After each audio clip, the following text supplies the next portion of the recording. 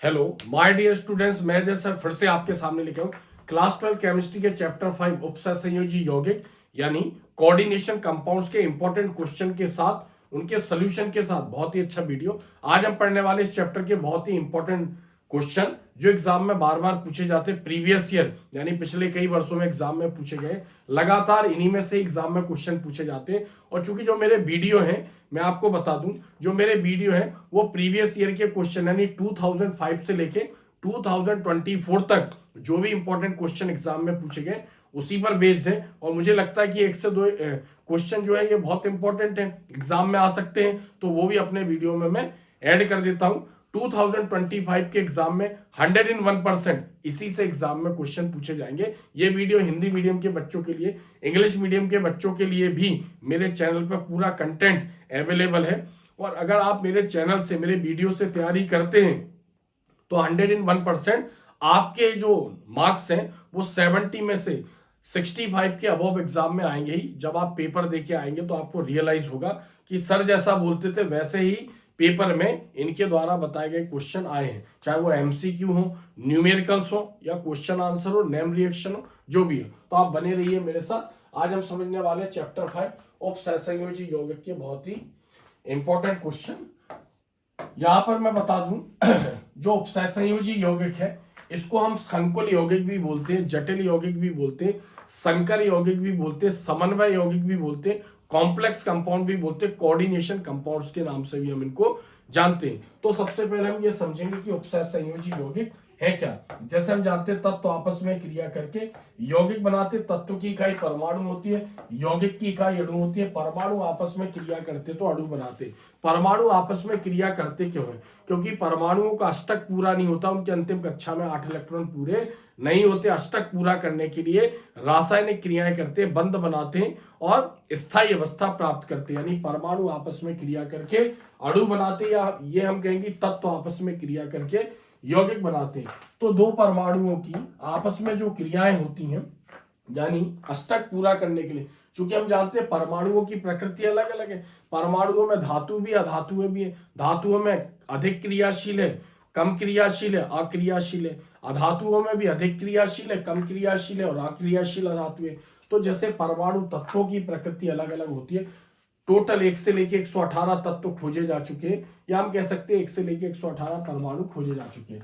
तो परमाणु अपना अष्टक पूरा करने के लिए, 8 इलेक्ट्रॉन पूरे करने के लिए, स्थायी अवस्था प्राप्त करने के लिए बंध बनाते।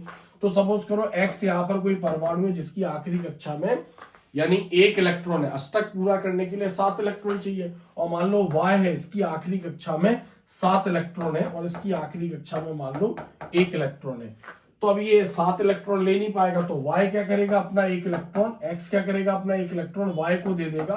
तो जो इलेक्ट्रॉन देगा उसके ऊपर धनावेश, जो लेगा उसके ऊपर ऋण आवेश। विपरीत आवेश के कारण दोनों आपस में आकर्षित होंगे और आयनिक बंध का निर्माण होगा। इस प्रकार बने यौगिकों को आयनिक यौगिक कहते हैं। इसी प्रकार दो परमाणु जिनकी इलेक्ट्रॉन देने की क्षमता नहीं है लेकिन दोनों को अष्टक पूरा करना है, मान लो इसकी आखिरी कक्षा में भी 7 इलेक्ट्रॉन है और इसकी आखिरी कक्षा में भी 7 इलेक्ट्रॉन है, तो ये आपस में क्या करेंगे, एक एक इलेक्ट्रॉन की शेयरिंग करेंगे। ये इससे ले लेगा, इससे ले लेगा, दोनों जोड़े यानी दोनों इलेक्ट्रॉन यानी इलेक्ट्रॉन का जोड़ा इनके बीच में आ जाएगा और सहसंयोजी बंध का निर्माण होगा। इसको सिंगल बॉन्ड द्वारा हम बताएंगे। तो इलेक्ट्रॉन के स्थानांतरण से जो बंध बनता है आयनिक बंध, ऐसे यौगिकों को आयनिक यौगिक, और इलेक्ट्रॉन की शेयरिंग से जो बंध बनेगा उसको बोलेंगे सहसंयोजी बंध, और ऐसे यौगिक कहलाएंगे सहसंयोजी यौगिक। जब एक एक इलेक्ट्रॉन की शेयरिंग होती है तो उसको बोलते हैं सिंगल बॉन्ड या सिंगल कोवेलेंट बॉन्ड, एकल बंध। दो दो इलेक्ट्रॉनों की होती है तो डबल बॉन्ड, तीन तीन इलेक्ट्रॉनों की शेयरिंग होगी तो ट्रिपल बॉन्ड, इसको बोलेंगे सहसंयोजी बंध। एक और बंध होता है उपसहसंयोजी बंध। मान लो कोई दो परमाणु है एक्स और वाई, यानी आपस में पहले से ही उन्होंने अपना अष्टक पूरा कर रखा है, सहसंयोजी बंध बना रखा है, और यहाँ वाई के पास एक्स्ट्रा इलेक्ट्रॉन का जोड़ा है, जेड इसके संपर्क में आएगा। जेड को मान लो 2 इलेक्ट्रॉन की जरूरत है तो वाई अपना इलेक्ट्रॉन का जोड़ा इसको दे देगा। तो हम ये कह सकते हैं कि दो परमाणुओं के बीच इलेक्ट्रॉन के साझे से यानी इलेक्ट्रॉन के जोड़े के साझे से, एकाकी इलेक्ट्रॉन युग्म के साझे से जो बंध बनता है उसे उपसहसंयोजी बंध कहते हैं। यहाँ पर Y कहलाएगा दाता और Z कहलाएगा यहाँ पर ग्राही। तो हम ये कह सकते हैं कि जो उपसहसंयोजी बंध है उसे तीर के चिन्ह से प्रदर्शित करते हैं।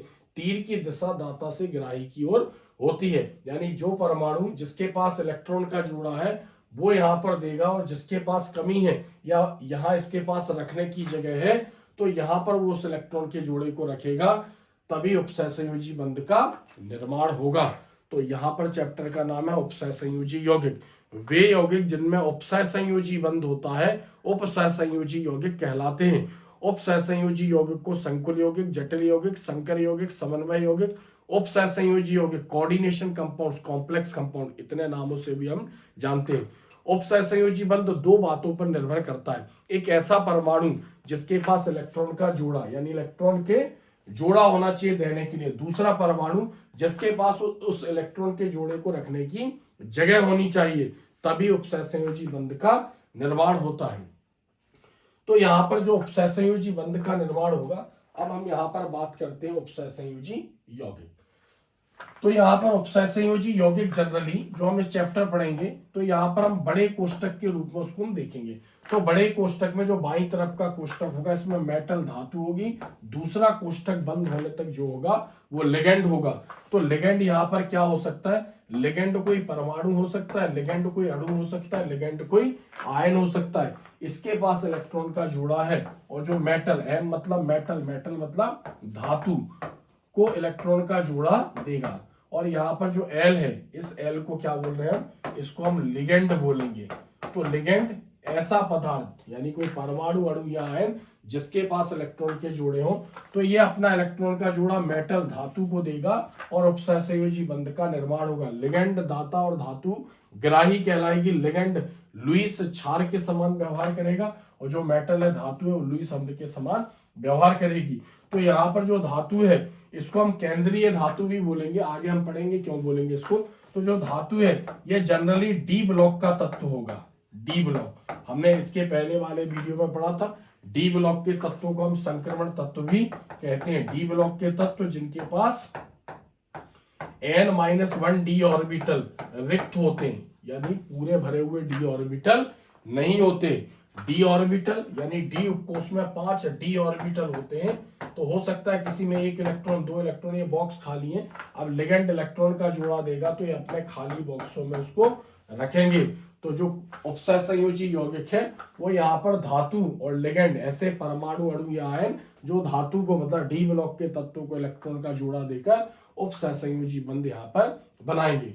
बाकी हम इस चैप्टर को आगे समझते जाएंगे और जितने भी इसमें लॉजिक लगते जाएंगे वो हम इनको इजीली वे में बहुत सिंपल तरीके से समझेंगे। तो क्वेश्चन नंबर पहला है यहाँ पर, निम्न को समझाइए।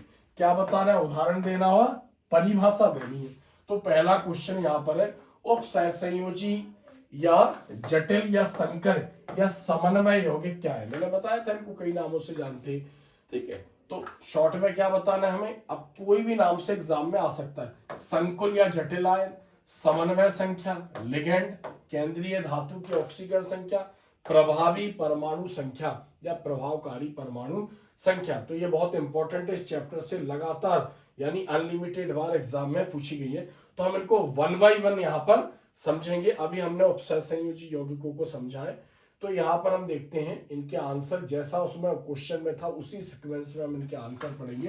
तो उत्तर यहाँ पर पहला है, उपसहसंयोजी यौगिक या जटिल यौगिक या संकुल यौगिक। तो उपसहसंयोजी यौगिक ऐसे यौगिक जिसमें जो धातु है यानी केंद्रीय धातु और लिगेंड के मध्य उपसहसंयोजी बंध होगा। तो यहाँ केवल इस चैप्टर को पढ़ने के पहले आपको ध्यान रखना कि जो उपसहसंयोजी यौगिक है उसको पहचानेंगे कैसे। यहाँ पर इनमें बड़ा ब्रैकेट होगा, स्क्वायर ब्रैकेट होगा। बाईं तरफ का जो कोष्टक होगा उसमें एम मतलब मेटल धातु होगी और दूसरा कोष्टक बंद होने तक जो होगा वो लिगेंड होगा। और लिगेंड क्या करेगा, अपना इलेक्ट्रॉन का जोड़ा धातु को देकर उपसहसंयोजी बंध बनाएगा। तो जब हम ये पूरा चैप्टर समझ रहे होंगे तो आपको ध्यान रखना है कि उपसहसंयोजी यौगिक यानी बड़े ब्रैकेट वाले, बाईं तरफ धातु और दाईं तरफ लिगेंड होगा, दोनों के बीच में उपसहसंयोजी बंध होगा। तो यहाँ पर हम इसकी परिभाषा देखते हैं, वे यौगिक जिनमें केंद्रीय धातु। अब जो यहाँ पर धातु होगी वो केंद्रीय धातु कहलाएगी। क्यों कहलाएगी इसके बारे में भी हम समझेंगे। केंद्रीय धातु तथा लिगेंड परस्पर मतलब आपस में उपसहसंयोजी बंध द्वारा जुड़े होते हैं, उपसहसंयोजी यौगिक कहलाते हैं। ये यौगिक यानी ये यौगिक जलीय विलयन में भी अपनी पहचान बनाए रखते हैं, क्योंकि जब ये उपसहसंयोजी बंध बनता है या सहसंयोजी बंध बनता है तो ये आवेश रहित बंध होता है, यानी चार्जलेस बॉन्ड होता है। इनके ऊपर कोई आवेश नहीं आता है, केवल यहाँ पर इसके इलेक्ट्रॉन के जोड़े की शेयरिंग हुई है दोनों के बीच में। तो शेयरिंग मतलब साझे में कोई परमाणु के ऊपर कोई आवेश नहीं आएगा पदार्थों के ऊपर। इसलिए ऐसे यौगिकों को पानी में डालेंगे तो पानी में भी ये दोनों उपसहसंयोजी बंध से जुड़े होते, यानी अकेले यानी सिंगल आयन के समान ये व्यवहार करेंगे। तो अपनी पहचान बनाए रखते हैं, यानी जल में भी अपनी पहचान बनाए रखते हैं। जल का सूत्र होता है H2O, जनरली हम इसको लिखेंगे HOH। H के ऊपर धनावेश और OH के ऊपर ऋणावेश, यानी जो जल है वो एक प्राकृतिक विलायक है। जब जल में कोई हम आयनिक यौगिक डालते हैं तो उस आयनिक यौगिक का जो ऋण पार्ट होता है वो धन की तरफ जाएगा और धन पार्ट जो होता है वो ऋण की तरफ जाएगा। जैसे नमक NaCl में Cl के ऊपर Na के ऊपर धनावेश और Cl के ऊपर ऋण आवेश होता है, तो आयनिक यौगिक जल में विलय हो जाते हैं। ऐसे यौगिक जिनके ऊपर आवेश होता है, ध्रुवीय प्रकृति के यौगिक होते हैं, वो जल में टूट जाते हैं। लेकिन उपसहसंयोजी बंध में इनके अवयवी घटकों के ऊपर कोई आवेश नहीं है, इसलिए ये जल में आयनित नहीं होते। तो क्या बोल रहे हैं हम, वे यौगिक जिनमें केंद्रीय धातु और लिगेंड के मध्य उपसहसंयोजी बंध होता है। पूरी जो भी परिभाषाएं हम पढ़ेंगे उसमें आप ये वर्ड जरूर ध्यान रखते चलना, केंद्रीय धातु और लिगेंड और उपसहसंयोजी बंध, ठीक है। इसी के ऊपर लगभग परिभाषा है, थोड़ा सा घुमा फिरा के परिभाषाओं को चेंज किया गया। उपसहसंयोजी यौगिक कहलाते हैं, जलीय विलयन में भी अपनी पहचान बनाए रखते हैं। क्योंकि हमें क्या बताना था, परिभाषा और उदाहरण, तो हमने यहाँ पर उदाहरण लिया CuNH3 4SO4। अब हम इसकी संरचना को अगर ओपन करें तो यहाँ पर देखते हैं कि इसमें सेंटर में जो होगा वो Cu कॉपर होगा। यहाँ पर केंद्रीय धातु है, बाईं तरफ के कोष्टक के जस्ट बाद है। दूसरा कोष्टक बंद होने तक जो भी रहेगा वो लिगेंड रहेगा। तो यहाँ पर जो लिगेंड है वो NH3 है, यानी इससे 4 NH3 अटैच होते हैं। 4 NH3 मतलब अमोनिया के अणु। तो यहाँ पर जो अमोनिया है इसको हम लिगेंड बोल रहे हैं, और अमोनिया में नाइट्रोजन के पास इलेक्ट्रॉन का जोड़ा है। हम पढ़ चुके नाइट्रोजन का परमाणु क्रमांक 7 होता है, आखिरी कक्षा में 5 इलेक्ट्रॉन होते। 3 इलेक्ट्रॉन की शेयरिंग 3 हाइड्रोजन से करके अष्टक पूरा कर लेता है। उसके बाद भी N के ऊपर इलेक्ट्रॉन का जोड़ा बाकी होता है। ये इलेक्ट्रॉन का जोड़ा ये केंद्रीय धातु को देगा और उपसहसंयोजी बंध बनाएगा इस टाइप से। तो अंदर क्या है, Cu है और NH3 है, ठीक है, यानी CuNH3 और बाहर क्या है SO4। तो ये इस टाइप का एक संकुल यौगिक यहाँ पर बना है। तो यहाँ पर ध्यान रखना जो NH3 है, अब NH3 को क्या बोल रहे हैं, NH3 जो है वो लिगेंड है, और जो लाइन बनी है ये इसको क्या बोल रहे हैं, इसको बोल रहे हैं उपसहसंयोजी बंध। उपसहसंयोजी बंध, उपसहसंयोजी बंध। और जो Cu है ये सेंटर पे है, केंद्र में है, तो हम Cu को क्या बोल रहे हैं यहाँ पर, केंद्रीय, केंद्र में है, क्योंकि NH3 ने उसको घेरा है सेंटर में, तो केंद्रीय। चूंकि Cu एक धातु है तो क्या बोल रहे हैं उसको, केंद्रीय धातु, और D ब्लॉक का एक तत्व है, तो केंद्रीय धातु। अब इसमें जो SO4 है इसको बोलते हैं हम आयनीकरण क्षेत्र, और या फिर हम इसको बोलेंगे ऋण आयन क्षेत्र। ऋणायन क्षेत्र यानी बड़े कोष्टक के बाहर का बाद का भाग कहलाएगा ऋणायन क्षेत्र, और इधर कुछ कोई जुड़ा होता तो इसको बोलते हैं हम धनायन क्षेत्र। तो किसी संकुल यौगिक में या तो धनायन क्षेत्र होगा या ऋणायन क्षेत्र होगा, या फिर दोनों में से ये दोनों ही नहीं होंगे। तो इस टाइप के संकुल यौगिक का हमने यहाँ पर बताया कि इसको केंद्रीय धातु क्यों बोलते हैं। तो एग्जाम में आएगा तो हमें ये लिखना है और ये एग्जाम्पल बताना है कि ये संकुल यौगिक है। इसके अलावा ज्यादा हमें कुछ यहाँ पर बताना नहीं है। नेक्स्ट हम दूसरा पॉइंट देखते हैं, संकुल आयन या जटिल आयन। संकुल आयन या जटिल आयन, जब किसी संकुल यौगिक में, इधर हम देखो, अगर मान लो किसी संकुल यौगिक में इधर ऋणायन क्षेत्र जुड़ा है, क्योंकि यहाँ पर धातु है और लिगेंड है, इसके बीच में उपसहसंयोजी बंध है। तो हम क्या बोल रहे हैं, या तो ऋणायन क्षेत्र हो सकता है या फिर इसमें धनायन क्षेत्र होगा। अब ऋणायन और धनायन क्षेत्र यहाँ पर मतलब क्या है, ठीक है। तो जो धनायन क्षेत्र होगा, चूंकि संकुल किस प्रकार से बनते हैं वो संकुलों के ऊपर डिपेंड करता है। ऋणायन क्षेत्र में भी बनते हैं, धनायन क्षेत्र में भी बनते हैं, दोनों नहीं होंगे इस टाइप से। तो अगर मान लो ऋणायन क्षेत्र है तो ये क्या करेगा, इसको जितने इलेक्ट्रॉन चाहिए होते हैं उतने इलेक्ट्रॉन ये लेकर निकल जाता है, तो इसके ऊपर आ जाता है धनावेश। या धनायन क्षेत्र है, ये क्या करेगा, जब इस प्रकार के यौगिकों को जिनमें ऋणायन क्षेत्र या धनायन क्षेत्र है पानी में डालेंगे तो ऋणायन क्षेत्र यानी ये दोनों तो पानी में भी अपनी पहचान बना के रखते हैं, तो यहाँ पर जो ऋणायन क्षेत्र ये इलेक्ट्रॉन लेकर निकल जाएगा, इलेक्ट्रॉन इसको धातु देगी। लेकिन आवेश कहाँ लगाएंगे, हम संकुल पर लगाएंगे, आवेश धातु पर नहीं लगाएंगे। धातु पर लगा दिया तो इसका मतलब धातु और लिगेंड अलग अलग हो गए तो वो टूट जाएंगे। तो अगर संकुल में ऋणायन क्षेत्र है और पानी में डालेंगे तो इलेक्ट्रॉन लेकर निकल जाएगा, इसके बाद इसके ऊपर धनावेश आ जाएगा। इसको बोलेंगे यहाँ पर धन आयनिक संकुल या धन आवेशित संकुल। और यहाँ पर कुछ यहाँ जुड़ा है धनायन क्षेत्र बोलेंगे, जब इस टाइप के यौगिकों को पानी में डालेंगे तो ये इलेक्ट्रॉन देकर निकल जाएगा, इलेक्ट्रॉन देकर निकल जाएगा तो इसके ऊपर क्या आ जाएगा, ऋणावेश। इसको बोलेंगे हम यहाँ पर ऋण आयनिक संकुल। तो हम क्या बोल रहे हैं, संकुल आयन या जटिल आयन क्या है, तो यह एक धनायन या ऋणायन होता है। यानी जो संकुल होता है या तो उसके ऊपर धनावेश होगा या ऋणावेश होगा। पहले ऋणायन क्षेत्र जुड़ा होगा तो धनावेश आएगा, धनायन क्षेत्र जुड़ा होगा तो ऋणावेश आएगा, जिसमें एक केंद्रीय धातु उपसहसंयोजी बंध द्वारा कई विपरीत आवेशित आयनों, परमाणुओं या उदासीन अणुओं द्वारा घिरा होता है, जिन्हें लिगेंड कहते हैं। यानी हम बता रहे हैं संकुल आयन क्या है, तो अलग अलग प्रकार से इसकी परिभाषा दी है। हम ये भी कह सकते हैं कि संकुल आयन यानी उपसहसंयोजी क्षेत्र को ही हम संकुल आयन कहते हैं, क्योंकि बड़े कोष्टक को एक साथ हम उपसहसंयोजी क्षेत्र बोलते हैं। तो हम क्या बोलेंगे, उपसहसंयोजी क्षेत्र को ही संकुल आयन कहते हैं। उपसहसंयोजी क्षेत्र यानी बड़े ब्रैकेट के अंदर लिखे जाते हैं, जिसमें धातु होती है, लिगेंड होती है, धातु लिगेंड से उपसहसंयोजी बंध द्वारा जुड़ी होगी। अलग अलग तरीके से इसको हम डिफाइन कर सकते हैं। ये एक बहुत सिंपल सी परिभाषा है, जैसा आपको बताया गया वैसी परिभाषा याद करनी। यानी संकुल मतलब जब स्क्वायर ब्रैकेट के ऊपर चार्ज होगा धन या ऋण, तब हम उसको बोलेंगे आयन। तो धनायन हो सकता है, ऋणायन हो सकता है, और उसके अंदर धातु होगी और लिगेंड उपसहसंयोजी बंध द्वारा जुड़े होंगे। लिगेंड आयन हो सकते हैं, लिगेंड परमाणु हो सकते हैं, और लिगेंड उदासीन अणु हो सकते हैं। तो यहाँ पर जैसे हमें उदाहरण भी लिखना है, तो उदाहरण में हमने देखा FeCN6 और इसके ऊपर चार्ज जो है 4- चार्ज है। तो यहाँ पर जैसे धातु हो गया, लिगेंड हो गया, और इसके ऊपर 2+ चार्ज है। तो संकुल के ऊपर अगर धनावेश होगा या ऋणावेश होगा तो ही हम उसको संकुल आयन कहेंगे, और चार्ज नहीं होगा उसको बोलेंगे हम उदासीन लिगेंड। तो यहाँ पर संकुल आयन और जटिल आयन में धन और ऋण आयन यानी ऋण आवेश युक्त धन और ऋण आवेश युक्त संकुल ही यहाँ पर हमें बताना है। नेक्स्ट हम देखते हैं नंबर सी, समन्वय संख्या।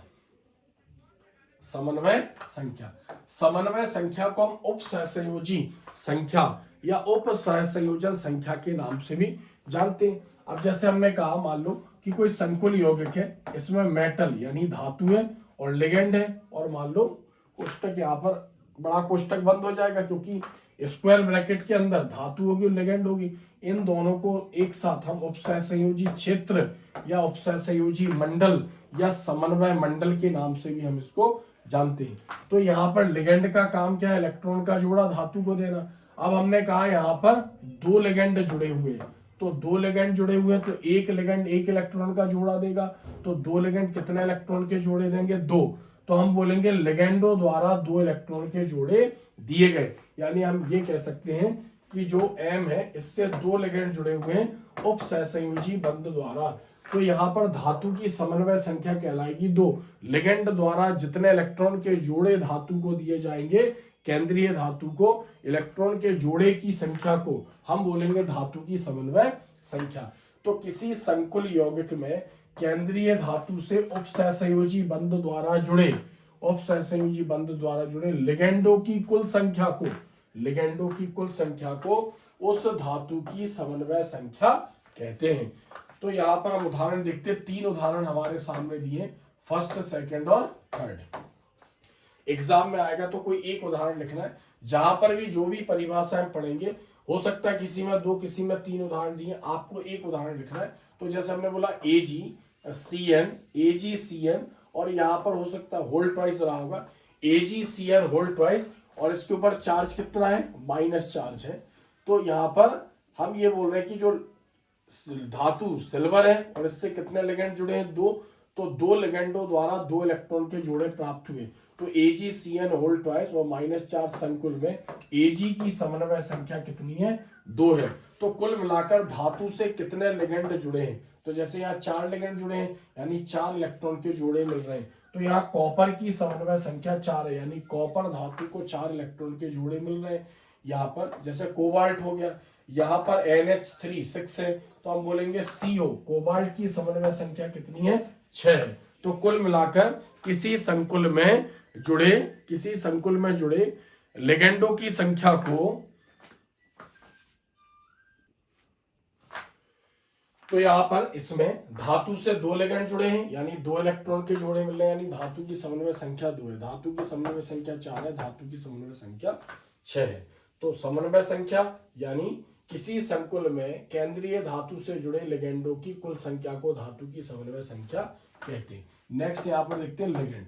अब लिगेंड क्या होता है, लिगेंड जो केंद्रीय धातु को इलेक्ट्रॉन का जोड़ा देकर उपसहसंयोजी बंध बनाता है, लिगेंड कहलाता है। लिगेंड कोई परमाणु हो सकता है, कोई अणु हो सकता है, और कोई आयन हो सकता है, धनायन हो सकता है या ऋणायन हो सकता है। लिगेंड का एक ही काम है, धातु को इलेक्ट्रॉन का जोड़ा देकर उपसहसंयोजी बंध बनाना। तो किसी संकुल यौगिक में केंद्रीय धातु से उपसहसंयोजी बंध द्वारा जुड़े उदासीन अणु या परमाणु या आयन लिगेंड कहलाते हैं। तो लिगेंड किसको बोल रहे हैं, अणु हो सकता है, परमाणु हो सकता है, आयन हो सकता है, जो केंद्रीय धातु से उपसहसंयोजी बंध द्वारा जुड़ा होगा, यानी धातु को इलेक्ट्रॉन का जोड़ा देकर उपसहसंयोजी बंध बनाएगा।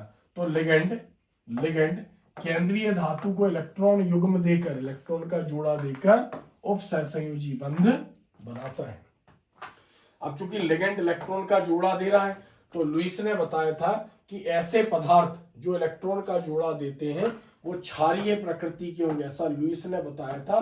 तो इसको लुईस क्षार बोलेंगे। ध्यान रखना, ऑब्जेक्टिव में भी पूछा जाता है कि जो लिगेंड है उपसहसंयोजी यौगिक या संकुल यौगिक में, उसकी प्रकृति क्या होती है, अम्लीय, क्षारीय, उदासीन या कोई नहीं। तो यहाँ पर लुईस क्षार के समान लिगेंड व्यवहार करेगा, और जो धातु होगी वो लुईस अम्ल के समान व्यवहार करेगी।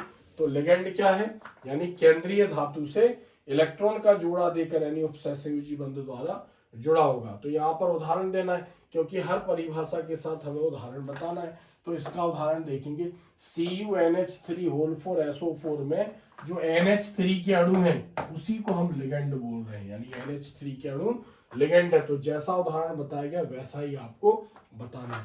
नेक्स्ट, केंद्रीय धातु की ऑक्सीकरण संख्या। जितने भी उपसहसंयोजी यौगिक हैं उसमें लिगेंड इलेक्ट्रॉन का जोड़ा धातु को दे रही है, यानी धातु इलेक्ट्रॉन का जोड़ा तो लेती है लेकिन अपने इलेक्ट्रॉन देती है, यानी जनरली उसकी जो संयोजकता होती है, जो उसकी ऑक्सीकरण संख्या होती है, उतने इलेक्ट्रॉन भी वो देती है किसी संकुल यौगिक में। आगे हम पढ़ेंगे बर्नर का उपसहसंयोजी सिद्धांत। तो बर्नर ने बताया था कि किसी संकुल यौगिक में केंद्रीय धातु 2 प्रकार की संयोजकता प्रदर्शित करता है। धातु चाहता है कि वो इलेक्ट्रॉन का जोड़ा ले भी और अपने इलेक्ट्रॉन, बेसिक इलेक्ट्रॉन, सामान्य इलेक्ट्रॉन, जिसके कारण उसका अष्टक पूरा होता है, यानी स्थायित्व प्राप्त करता है, उतने इलेक्ट्रॉन वो दे भी। उसको बोलते हैं हम धातु की ऑक्सीकरण संख्या। तो कुल मिलाकर किसी संकुल में जो ब्रैकेट के बाहर है, ध्यान से सुनना, ब्रैकेट के अंदर क्या है, ब्रैकेट के अंदर धातु है, मेटल है और लिगेंड है, और ब्रैकेट के बाहर ऋणायन क्षेत्र हो सकता है या फिर धनायन क्षेत्र हो सकता है। तो कहा जाता है किसी संकुल यौगिक में जो धातु है उससे लिगेंड जो उपसहसंयोजी बंध द्वारा जुड़े हैं, लिगेंडों को उनके इलेक्ट्रॉन के जोड़ों के साथ हटा दिया जाए, और धनायन क्षेत्र है या फिर ऋणायन क्षेत्र, इनको हटा दिया जाए। तो धातु के ऊपर जो भी चार्ज आएगा, धन आएगा या ऋण आएगा, जितना धन या ऋण चार्ज आएगा उसको बोलेंगे हम केंद्रीय धातु की ऑक्सीकरण संख्या। तो किसी संकुल में केंद्रीय धातु से जुड़े धन आयन या ऋणायन क्षेत्र, किसको बोल रहे हैं? बड़े ब्रैकेट के बाहर के क्षेत्र कहलाते हैं आयनीकरण क्षेत्र।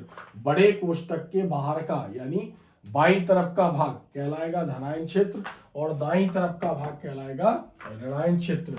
तो किसी संकुल में केंद्रीय धातु से जुड़े धनायन या ऋणायन क्षेत्र व लिगेंडो को उनके इलेक्ट्रॉन युग्म यानी इलेक्ट्रॉन के जोड़े के साथ अलग कर दिया जाए, उस समय धातु के ऊपर जो आवेश आएगा यानी धातु पर उपस्थित आवेशों की संख्या को केंद्रीय धातु की ऑक्सीकरण संख्या कहते हैं। किसी संकुल में केंद्रीय धातु से जुड़े धनायन या ऋणायन क्षेत्र, इसको धनायन क्षेत्र, उसको ऋणायन क्षेत्र व लिगेंड, यहाँ पर अंदर लिगेंड अंदर रहेगा, लिगेंडो को उनके इलेक्ट्रॉन युग्म के साथ अलग कर दिया जाए तो धातु पर उपस्थित आवेश की संख्या को केंद्रीय धातु की ऑक्सीकरण संख्या कहते हैं। क्लियर है? अब यहाँ पर उदाहरण देखते हैं। तो यहाँ पर दो उदाहरण दिए हैं, एग्जाम में आएगा तो हमें कोई एक ही उदाहरण लिखना है। तो जैसे यहाँ पर CuNH3 4SO4, इन सबको अगर हम अलग कर दें तो संकुल में कॉपर की ऑक्सीकरण संख्या कितनी आएगी? +2, यानी सल्फेट। चूंकि NH3 इलेक्ट्रॉन का जोड़ा दे रहा है, NH3 जो है वो उदासीन लिगेंड है, तो 4 NH3 ने कॉपर को 4 इलेक्ट्रॉन के जोड़े दिए। चूंकि NH3 के ऊपर कोई चार्ज नहीं है इसलिए कॉपर से इलेक्ट्रॉन तो लेगा नहीं, तो 4 NH3 को हटा दिया। SO4 जो होता है सल्फेट, इसकी वैलेंसी -2 होती है, यानी सल्फेट को 2 इलेक्ट्रॉन की जरूरत होती है। तो जब हम सल्फेट को अलग करेंगे तो सल्फेट कॉपर से 2 इलेक्ट्रॉन लेकर निकल जाएगा, तो यहाँ पर कॉपर के ऊपर 2+ चार्ज आ जाएगा, तो कॉपर की ऑक्सीकरण अवस्था +2, यानी इस संकुल यौगिक से अमोनिया हटाते हैं NH3 और SO4 अगर हम हटाते हैं तो कॉपर के ऊपर +2 चार्ज होगा। तो कॉपर यहाँ पर केंद्रीय धातु है तो उसकी ऑक्सीकरण संख्या +2 होगी। इसी प्रकार जैसे यहाँ पर K3 FeCN6, पोटेशियम हटा देंगे, Cn हटा देंगे, तो यहाँ पर आयरन है उसके ऊपर चार्ज क्या आ जाएगा? +3 चार्ज आ जाएगा। तो यहाँ पर जो आयरन है वो केंद्रीय धातु है तो उसकी ऑक्सीकरण संख्या कहलाएगी +3। तो एग्जाम में अगर पूछते हैं तो इन दो उदाहरणों में से कोई एक लिखना है, यानी कोष्टक के बाहर के दोनों स्पीसीज यानी काउंटर आयन, यानी जिसको हम बोलते हैं आयनीकरण क्षेत्र, धनायन क्षेत्र व ऋणायन क्षेत्र हटा दें और इलेक्ट्रॉन के जोड़े सहित लिगेंड को हटा दें, तो धातु के ऊपर जो आवेश होगा वो कहलाएगा धातु की ऑक्सीकरण संख्या। अगर आवेश 0 आ रहा है तो बोलेंगे उस यौगिक में धातु ने कोई इलेक्ट्रॉन नहीं दिए। नेक्स्ट क्वेश्चन यहाँ पर हम देखते हैं, नेक्स्ट पॉइंट F। अभी हम पहला क्वेश्चन पढ़ रहे हैं। नेक्स्ट, प्रभावी या प्रभावकारी परमाणु संख्या, इसको बोलते हैं प्रभावी, या प्रभावी को इंग्लिश में बोलते हैं इफेक्टिव, तो इसलिए E आता है। और यहाँ पर परमाणु को बोलते हैं हम यहाँ पर एटम, तो यहाँ पर A आएगा, और संख्या को बोलते हैं नंबर, तो EAN, इफेक्टिव एटॉमिक नंबर, प्रभावकारी परमाणु संख्या। अब प्रभावकारी परमाणु संख्या, किसी संकुल यौगिक में जैसे धनायन क्षेत्र जुड़ा या ऋणायन क्षेत्र जुड़ा और लिगेंड जुड़े, उस कंडीशन में या धातु ने अपने इलेक्ट्रॉन दिए हैं जिसको भी और लिगेंड से लिए हैं, उन सबका अगर हम टोटल करेंगे तो धातु के पास जितने इलेक्ट्रॉनों की संख्या बचेगी वो कहलाएगी उसकी यहाँ पर प्रभावकारी परमाणु संख्या। किसी संकुल यौगिक में केंद्रीय धातु के पास कुल कितने इलेक्ट्रॉन उपलब्ध हैं, उन टोटल इलेक्ट्रॉनों की संख्या कहलाएगी उसकी प्रभावकारी परमाणु संख्या। तो किसी संकुल में उपस्थित केंद्रीय धातु के कुल इलेक्ट्रॉनों की संख्या, कितने इलेक्ट्रॉन है उसके पास, कुल इलेक्ट्रॉनों की संख्या में क्या क्या आएगा, जैसे केंद्रीय धातु का परमाणु क्रमांक, फिर उस संकुल यौगिक में उसने कितने इलेक्ट्रॉन दिए हैं, यानी आयन बनने में कितने इलेक्ट्रॉन दिए, फिर उसे लिगेंडो से कितने इलेक्ट्रॉन प्राप्त हुए, यानी लिगेंडो से प्राप्त इलेक्ट्रॉनों की संख्या के योग को उसका अपना परमाणु क्रमांक धातु का, उसके कुल इलेक्ट्रॉनों की संख्या, फिर उसने कितने इलेक्ट्रॉन दिए, लिगेंड से कितने इलेक्ट्रॉन मिले हैं, इन तीनों का कैलकुलेशन टोटल कहलाएगा केंद्रीय धातु की प्रभावकारी परमाणु संख्या। तो यहाँ पर EN ये फॉर्मूला है, केंद्रीय धातु का परमाणु क्रमांक यानी परमाणु संख्या माइनस आयन बनने में कम हुए इलेक्ट्रॉन प्लस लिगेंड से प्राप्त इलेक्ट्रॉन टोटल। तो यहाँ पर हम उदाहरण देखते हैं, जैसे संकुल यौगिक दिया K4FeCN होल 6, K4FeCN होल 6 संकुल में Fe की प्रभावकारी परमाणु संख्या बतानी है। तो Fe का परमाणु क्रमांक, उसके पास टोटल 26 इलेक्ट्रॉन होते। जब ये यौगिक बना है, आगे हम सीखेंगे, तो यहाँ पर लोहे ने, आयरन ने अपने 2 इलेक्ट्रॉन दिए हैं, यानी कितने इलेक्ट्रॉन कम हुए 2, और यहाँ पर लिगेंड जुड़े हुए 6, और एक लिगेंड यानी Cn, यहाँ पर एक लिगेंड है तो एक Cn उसको 1 इलेक्ट्रॉन का जोड़ा दे रहा है, मतलब 2 इलेक्ट्रॉन दे रहा है। तो 6 Cn कितने दे रहे हैं, 12 इलेक्ट्रॉन दे रहे हैं। तो इसका सबका टोटल करेंगे तो 26 में से 2 घट जाएंगे तो 24, और 12 जुड़ जाएंगे तो 36 इलेक्ट्रॉन। तो इस यौगिक में आयरन के पास टोटल 36 इलेक्ट्रॉन उपलब्ध है। तो इसको बोलेंगे यहाँ पर प्रभावकारी या प्रभावी परमाणु संख्या। दूसरा, कार्ब धात्विक यौगिक। कार्ब मतलब कार्बन, कार्ब मतलब कार्बन, और धात्विक मतलब धातु। तो कार्ब धात्विक यौगिक क्या है, इसके 2 अनुप्रयोग लिखिए। तो नाम से ही पता चल रहा है, जब कार्बनिक यौगिक का कार्बन परमाणु या कार्बनिक समूह का कार्बन परमाणु सीधे धातु से जुड़ा होगा, धातु से बंधित होगा, आबंधित होगा, या जुड़ा होगा, या बंध द्वारा जुड़ा होगा, ऐसे यौगिकों को बोलेंगे कार्ब धात्विक यौगिक। तो उत्तर देखते हैं यहाँ पर, कार्ब धात्विक यौगिक वे यौगिक जिनमें कार्बनिक यौगिक का कार्बन परमाणु सीधे धातु परमाणु से बंधित होता है, सीधे धातु परमाणु से बंधित होता है, कार्ब धात्विक यौगिक कहलाते हैं। उदाहरण देखते हैं यहाँ पर, टेट्रा एथिल लेड। टेट्रा मतलब टी, तो टेट्रा से आया टी, एथिल से आया ई, एथिल को इंग्लिश में इथाइल बोलते हैं, और लेड, लेड से आया यहाँ पर एल, तो टेट्रा एथिल लेड। तो यहाँ पर एक कार्ब धात्विक यौगिकों का, तो टेट्रा मतलब 4, और इथाइल यानी एथिल का फॉर्मूला होता है C2H5, और लेड यहाँ पर धातु है, यानी लेड से 4 एथिल जुड़े हुए। अब हम इसकी संरचना देखते हैं, तो जैसे यहाँ पर Pb है, अब इससे कितने जुड़े हुए हैं, लेड, ये एथिल, C2H5 और C2H5। तो ये इस प्रकार यहाँ पर इससे 4 C2H5 जुड़े हुए। अगर यहाँ पर हम C2H5 को ब्रेक करके देखें, तो C2H5 को अगर हम ब्रेक करके देखें तो हमें पता चलेगा कि C2H5 में जो कार्बन है, यानी कार्बन इससे जुड़ा हुआ है, सीधे लेड से जुड़ा हुआ है, धातु के साथ जुड़ा हुआ है, ये C2H5, और यहाँ पर ये डायरेक्ट लेड के साथ अटैच है। तो ऐसे तो पता नहीं चल रहा, जब हमने इसको ब्रेक करके देखा, यानी C2 ये CH2 और CH3 यानी C2H5। तो वे कार्बनिक यौगिक जिनका कार्बन सीधे धातु से अटैच होगा, या कार्बनिक समूह का कार्बन परमाणु जब सीधे धातु से बंधित होगा, तो उसे हम कार्ब धात्विक यौगिक कहते हैं। ये ऑब्जेक्टिव में भी पूछते हैं, टेट्रा एथिल लेड TeL, इसका सूत्र भी आता है, इसका उपयोग भी पूछते हैं एग्जाम में। अब हमें क्या बताना है, अनुप्रयोग बताना है। तो हमें कार्ब धात्विक यौगिक के अनुप्रयोग को हम उपयोग भी बोलते हैं, ध्यान रखना। तो पहला उपयोग टेट्रा एथिल लेड, या इसको टेल बोलते हैं, TeL। फॉर्मूला भी हमने यहाँ पर लिखा, आपको इसका नाम भी पता होना चाहिए, फॉर्मूला भी पता होना चाहिए, एग्जाम में ऑब्जेक्टिव में पूछा जाता है।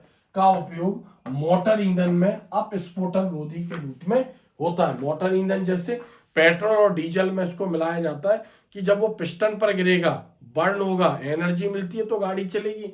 तो जब शुद्ध यानी जो ईंधन है, जैसे पेट्रोल और डीजल का उपयोग करते हैं, तो विस्फोट यानी इंजन में विस्फोट होने की संभावना बढ़ जाती है। तो जो टेट्रा एथिल लेड होता है वो विस्फोटन को रोकता है। तो एंटी नॉकिंग कंपाउंड यानी अपस्फोटन रोधी के रूप में इसका उपयोग होता है। क्योंकि हम यहाँ पर कार्ब धात्विक यौगिक की परिभाषा और उसके हमें उपयोग बताने, तो यहाँ पर पहला उपयोग था। दूसरा उपयोग देखते, जिगलर नाटा उत्प्रेरक, ये वैज्ञानिकों के नाम है।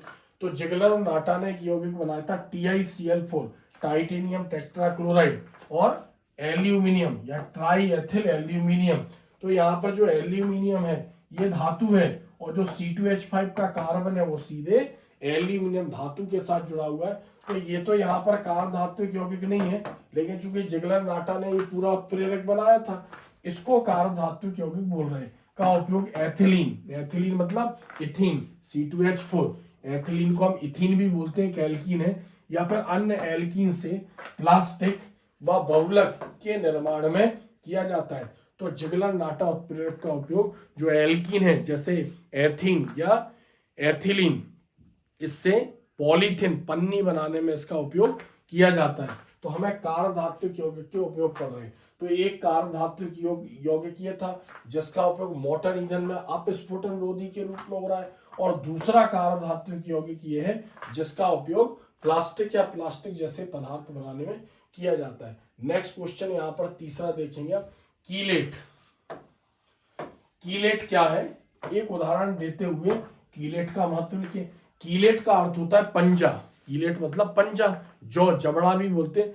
जैसे अगर हमसे कहा जाए कि उंगलियों और अंगूठे का यूज करके आप इस पेन को पकड़ो, और ये पेन ऐसा पकड़ना चाहिए कि सारी उंगलियां और अंगूठा कवर होना चाहिए, तो फिर बोलेंगे पेन की पोजीशन क्या है, तो पेन इसके केंद्र में, सेंटर में है, और उंगलियां और अंगूठे ने उसको घेरा है। तो यहाँ जो पेन है इसका कंपेयर हम धातु से करेंगे, और यहाँ पर उंगलियां और अंगूठे का जो है यहाँ पर कंपेयर यानी इसकी तुलना हम लिगेंड से करेंगे। तो लिगेंड क्या होता है, जो धातु को इलेक्ट्रॉन का जोड़ा देता है और उपसय संयोजी बंध बनाता है, वो लिगेंड कहलाता है। अब लिगेंड 3 प्रकार के होते हैं। अगर कोई परमाणु, अणु या आयन धातु को एक इलेक्ट्रॉन का जोड़ा देता है तो हम उसको बोलते हैं एक दंतुक या एक दंतुल लिगेंड। अगर कोई पदार्थ धातु को 2 इलेक्ट्रॉन के जोड़े देता है तो हम उसको बोलते हैं द्विदंतुक या द्विदंतुल लिगेंड, और 2 से ज्यादा देता है तो हम उसको बोलते हैं बहुदंतुल या बहुदंतुक लिगेंड।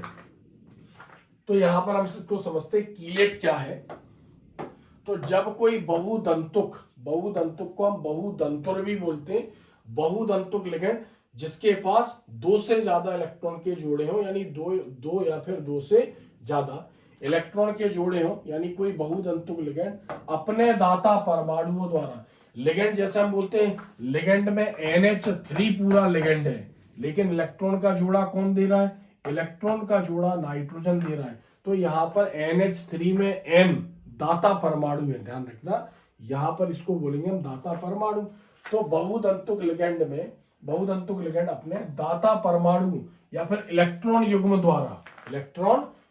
द्वारा केंद्रीय धातु से उपसहसंयोजी बंध द्वारा जुड़ा होता है और एक चक्रीय संरचना बनाता है, तब हम उसको बोलेंगे कीलेट। यानी जब कोई बहुदंतुक या बहुदंतुल लिगेंड अपने दाता परमाणु या इलेक्ट्रॉन युग्म द्वारा केंद्रीय धातु से उपसहसंयोजी बंध द्वारा इस प्रकार जुड़ा होता है कि एक चक्रीय संरचना प्राप्त होती है, उस चक्रीय संरचना को हम बोलेंगे कीलेट, तथा यह घटना कीलेटी कारक कहलाती है। तो क्लियर है, जब कोई बहुदंतुक लिगेंड अपने इलेक्ट्रॉन के जोड़े 2 या 2 से ज्यादा देगा तो धातु को ऐसे घेरता है, एक रिंग टाइप स्ट्रक्चर बनता है, चक्रीय संरचना प्राप्त होती है। अब हमें उदाहरण देना है यहाँ पर।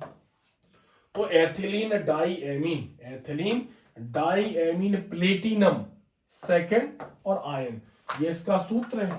यहाँ पर एक और उदाहरण जो भी आपको सिंपल लगे, निकेल डाईमेथिल ग्लाइऑक्सिम, यहाँ पर क्या लिखा होगा, ये ग्लाइऑक्सिम, निकेल डाईमेथिल ग्लाइऑक्सिम। तो यहाँ पर दोनों में से कोई उदाहरण हम एग्जाम में लिख सकते। तो कीलेट का हमें क्या बताना, एक उदाहरण, उसकी संरचना भी बताना, उसका महत्व भी बताना है। तो यहाँ पर हम इसकी संरचना देखेंगे कीलेट की, क्योंकि 2 में से कोई एक उदाहरण लिखना है। तो जैसा हमने यहाँ पर ये एग्जाम्पल ले लिया, तो बीच में क्या है, प्लेटिनम है। अब जो EN है, EN ध्यान रखना, EN को बोलते हैं हम एथिलीन डाईएमीन, इसका सूत्र होता है NH2 CH2 CH2 और NH2, एथिलीन डाईएमीन। तो यहाँ पर जो N के ऊपर है इलेक्ट्रॉन के जोड़े हैं यहाँ पर, तो ये 2 इलेक्ट्रॉन के जोड़े एक साथ दे सकता है, इसको हम ethylene, actually C2H2 single bond C2H2, actually ये पहले CH2 डबल बॉन्ड CH2 रहा होगा, एथिलीन रहा होगा, इसका एक बॉन्ड टूटा होगा पाई बॉन्ड, क्योंकि डबल बॉन्ड में एक सिग्मा एक पाई, तो जो पाई बॉन्ड टूटा होगा तो इस तरफ NH2 जुड़ गया, उस तरफ NH2 जुड़ गया, इसलिए हम इसको बोलते हैं एथिलीन डाईएमीन। तो 2 इलेक्ट्रॉन के जोड़े दे रहा है, इसलिए यहाँ पर ये द्विदंतुक या द्विदंतुल लिगेंड है। अब अगर हम इसकी संरचना, इसको शॉर्ट में EN बोलते हैं, तो अगर हम इसकी संरचना बनाएंगे तो इस प्रकार हम बता सकते थे कि यहाँ पर है NH2 और यहाँ पर NH2 और यहाँ पर CH2 और CH2। ये इसकी संरचना हमने बनाई इस टाइप से इसकी संरचना बना दी हमने। ये यहाँ पर भी हमने क्या किया, NH2 यानी NH2, यहाँ पर NH2 और CH2 और CH2, इस टाइप की यहाँ पर संरचना बना दी। अब एक इलेक्ट्रॉन का जोड़ा ये N दे रहा है इसको, एक इलेक्ट्रॉन का जोड़ा ये दे रहा है, ये इलेक्ट्रॉन का जोड़ा दे रहा है और ये इलेक्ट्रॉन का जोड़ा दे रहा है, और प्लेटिनम केंद्र में है, यानी एक चक्रीय संरचना यहाँ पर प्राप्त हुई। इसी चक्रीय संरचना को हम कीलेट बोलेंगे। तो सिंपल अगर हमें यहाँ इसको बताना है तो सिंपल तरीके से हम यहाँ पर इसको ऐसा बता सकते थे, एक संरचना बनाते यहाँ पर प्लेटिनम, ठीक है, और बीच में हमने क्या लिखा है यहाँ पर EN। ये इस टाइप से भी हम इसको बना सकते थे।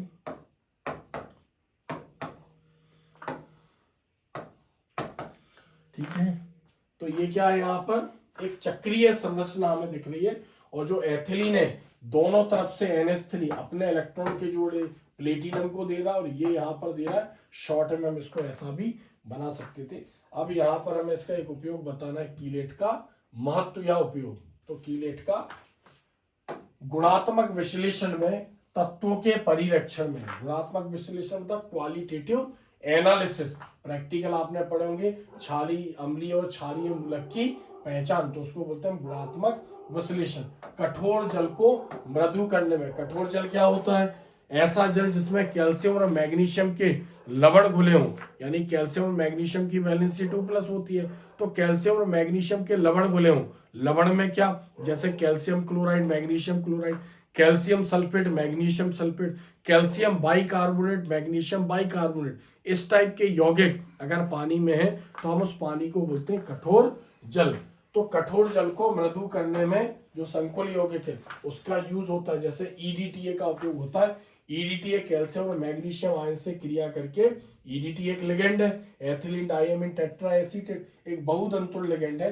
तो ये कठोर यानी जल की कठोरता कैल्शियम और मैग्नीशियम के कारण है, तो हम इसको कैल्शियम और मैग्नीशियम को जल की कठोरता भी बोलते हैं। तो EDTA एक बहुतंतुक लिगेंड है, पानी में डालेंगे तो अगर उसमें कैल्शियम मैग्नीशियम होगा तो EDTA क्रिया कर लेगा, संकुल यौगिक बना देगा और पात्र में नीचे बैठ जाएगा, और उसको हटा देंगे यानी छानकर, और जल मृदु हो जाएगा। मृदु जल जिसमें कैल्शियम मैग्नीशियम के लवण या आयन ना हो। लैंथेनाइड और एक्टिनाइड तत्वों के पृथक करने में, यानी इनको अलग करने में, उनके शुद्धिकरण में भी कहीं ना कहीं संकुल यौगिक का यूज होता है। नेक्स्ट चौथा पॉइंट, बर्नर के उपसहसंयोजी सिद्धांत की व्याख्या कीजिए। बर्नर एक वैज्ञानिक का नाम था। बर्नर ने उपसहसंयोजी यौगिकों को समझाया था। क्या बताया था, कोष्टक के अंदर धातु होगी, उसके बाद धातु के अलावा जो होगा वो लिगेंड होगा, लिगेंड में परमाणु, अणु या आयन, आयन में धनायन या ऋणायन हो सकता है, जो धातु को इलेक्ट्रॉन का जोड़ा देगा। बड़े कोष्टक के बाईं ओर जो होगा वो धनायन क्षेत्र कहलाएगा, बड़े कोष्टक के बाहर दाईं ओर जो होगा वो ऋणायन क्षेत्र कहलाएगा। धातु लिगेंड को एक साथ उपसहसंयोजी क्षेत्र या उपसहसंयोजी मंडल या समन्वय मंडल बोलेंगे। उसके बाद लिगेंडों की संख्या जितनी जुड़ी होगी धातु से उसको समन्वय संख्या बोलेंगे, ऐसा अल्फ्रेड बर्नर ने बताया था। तो उसने उपसहसंयोजी यौगिकों का एक सिद्धांत दिया था, एग्जाम में पूछते भी है। तो जैसे हमने बोला उपसहसंयोजी यौगिक, तो उपसहसंयोजी यौगिक में धातु है और लिगेंड है, उपसहसंयोजी बंध द्वारा जुड़ा है, यहाँ पर ऋणायन क्षेत्र है, या फिर क्या हो सकता है, धनायन क्षेत्र भी हो सकता है, इस टाइप से। तो उसने लिगेंड और जो धनायन या ऋणायन क्षेत्र जो धातु से जुड़े हैं उसको उसने समझाया था। कुल मिलाकर उपसहसंयोजी यौगिक और संकुल यौगिक में धातु दो प्रकार की संयोजकता प्रदर्शित करता है। धातु चाहता है कि मैं इलेक्ट्रॉन दूं भी और मुझे इलेक्ट्रॉन के जोड़े भी मिले, तो इसी को अल्फ्रेड बर्नर ने बहुत सिंपल तरीके से समझाया था। तो यहाँ पर हम समझते हैं, इसको तो हम समझेंगे लेकिन फिर भी ओरली मैं बता दूं आपको। तो किसी संकुल यौगिक में अगर धातु अपने इलेक्ट्रॉन देता है तो देता है मतलब आयनिक बंध बनाएगा, और हम उसको बोलेंगे धातु की सामान्य ऑक्सीकरण संख्या। अगर इलेक्ट्रॉन लेगा लिगेंड से तो उपसहसंयोजी बंध बनाएगा, उसको बोलेंगे धातु की समन्वय संख्या। जो इलेक्ट्रॉन लेता है लिगेंड द्वारा वो उस संकुल की आकृति को भी डिसाइड करती है, उसकी ज्यामितीय को भी बताएगी। अगर दो लिगेंड जुड़े हैं तो हम उसको बोलेंगे कि वो स्ट्रक्चर लीनियर है, रेखीय। चार लिगेंड जुड़े हैं अगर धातु से तो बोलेंगे वो संरचना चतुष्फलकीय हो सकती है, वर्ग समतलीय हो सकती है। डिपेंड करता है कि जो चार लिगेंड उसको इलेक्ट्रॉन का जोड़ा दे रहे हैं वो कहाँ रखेगा, उसके ऊपर भी डिपेंड करती है उसकी संरचना। अगर मान लो धातु 1s और 3p यूज करता है तो हम उसको बोलेंगे उसकी संरचना चतुष्फलकीय। 1d 1s और 2p यूज करता है तो dsp2। इसके बारे में हम आगे समझेंगे, ज्यादा गहराई में भी हम नहीं जाते। 6 लिगेंड जुड़े हैं तो उसकी संरचना अष्टफलकीय होगी। इस प्रकार ये सिद्धांत इनको समझाता है। बारीकी से हम इसके पॉइंटों को समझते हैं। अल्फ्रेड बर्नर ने उपसहसंयोजी यौगिकों में आबंध की व्याख्या करने के लिए एक सिद्धांत प्रस्तुत किया था जिसे बर्नर का उपसहसंयोजी सिद्धांत कहते हैं। जिसे बर्नर का उपसहसंयोजी सिद्धांत कहते हैं। तो अल्फ्रेड बर्नर ने उपसहसंयोजी यौगिकों में आबंध की व्याख्या करने के लिए एक सिद्धांत प्रस्तुत किया जिसे बर्नर का उपसहसंयोजी सिद्धांत कहते हैं। इस सिद्धांत के मुख्य बिंदु निम्न है। अब हम इसके पॉइंट समझते हैं कि क्या क्या है। तो यहाँ पहला पॉइंट देखते हैं, किसी संकुल यौगिक में केंद्रीय धातु दो प्रकार की संयोजकता प्रदर्शित करता है। दो प्रकार की संयोजकता प्रदर्शित करता है। पहला प्राथमिक संयोजकता और द्वितीयक संयोजकता, यानी धातु चाहती है कि वो इलेक्ट्रॉन दे भी। प्राथमिक संयोजकता मतलब इलेक्ट्रॉन देगा और द्वितीयक संयोजकता मतलब इलेक्ट्रॉन के जोड़े लेगा। दूसरा पॉइंट, प्राथमिक संयोजकता आयनिक मतलब आयनिक बंध बनाता है इलेक्ट्रॉन देकर, और अदिशात्मक, क्योंकि आयनिक बंध में एक परमाणु पर धनावेश दूसरे परमाणु पर ऋणावेश, यानी धन और ऋणावेश में आकर्षण होता है, आयनिक बंध बनता है और आवेशों की कोई दिशा नहीं होती है। तो आयनिक बंध होता है अदिशात्मक, ये केवल ऋणात्मक द्वारा संतुष्ट होता है। यानी संकुल के अंदर जो लिगेंड है वो भी धातु को इलेक्ट्रॉन का जोड़ा देकर भी यानी आयनिक बंध बना सकता है, और बाकी कोष्टक के जो दाईं तरफ का बाहर का भाग है ऋणायन क्षेत्र, उसको भी धातु अपने इलेक्ट्रॉन देकर आयनिक बंध बना सकती है। तो प्राथमिक संयोजकता आयनिक होती है, यानी आयनिक बंध होती है, और आयनिक बंध अदिशात्मक होता है, केवल ऋणायन द्वारा संतुष्ट होता है। द्वितीयक संयोजकता अनायनिक मतलब यानी उसके ऊपर यानी जो अनायनिक होगी यानी कोई आवेश नहीं होता है जब दूसरा बंध वो बनाता है। और चूंकि वो उपसहसंयोजी बंध है, और उपसहसंयोजी बंध और सहसंयोजी बंध दिशात्मक प्रकृति के होते हैं और लिगेंड द्वारा संतुष्ट होती है।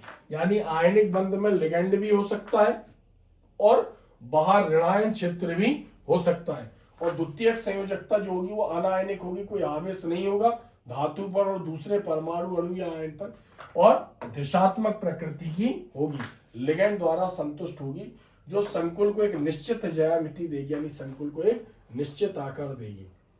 फोर्थ पॉइंट, प्राथमिक संयोजकता एक आयनिक बंध है। अभी हमने बताया प्राथमिक संयोजकता एक आयनिक बंध है और इसे बिंदुकित रेखा यानी डॉट लाइन द्वारा बताएंगे, प्रदर्शित करेंगे, जबकि द्वितीयक संयोजकता उपसहसंयोजी बंध है और इसे ठोस रेखा द्वारा प्रदर्शित करेंगे। यानी प्राथमिक संयोजकता आयनिक बंध और डॉटेड लाइन द्वारा, और द्वितीयक संयोजकता उपसहसंयोजी बंध और एक सॉलिड लाइन ठोस रेखा द्वारा व्यक्त करेंगे। नेक्स्ट यहाँ पर पांचवा पॉइंट, प्राथमिक संयोजकता केंद्रीय धातु की ऑक्सीकरण संख्या होती है। जनरली धातु जितने इलेक्ट्रॉन देती हैं हम उसी को उससे प्रदर्शित करेंगे, वो उसकी ऑक्सीकरण संख्या कहलाएगी। जबकि द्वितीयक संयोजकता यानी कितने लिगेंड से उसको इलेक्ट्रॉन के जोड़े मिले, यानी केंद्रीय धातु की समन्वय संख्या कहलाती है। तो प्राथमिक संयोजकता ऑक्सीकरण संख्या और द्वितीयक संयोजकता को हम धातु की समन्वय संख्या बोलते हैं। छठवां पॉइंट यहां पर हम देखते हैं, केंद्रीय धातु अपनी प्राथमिक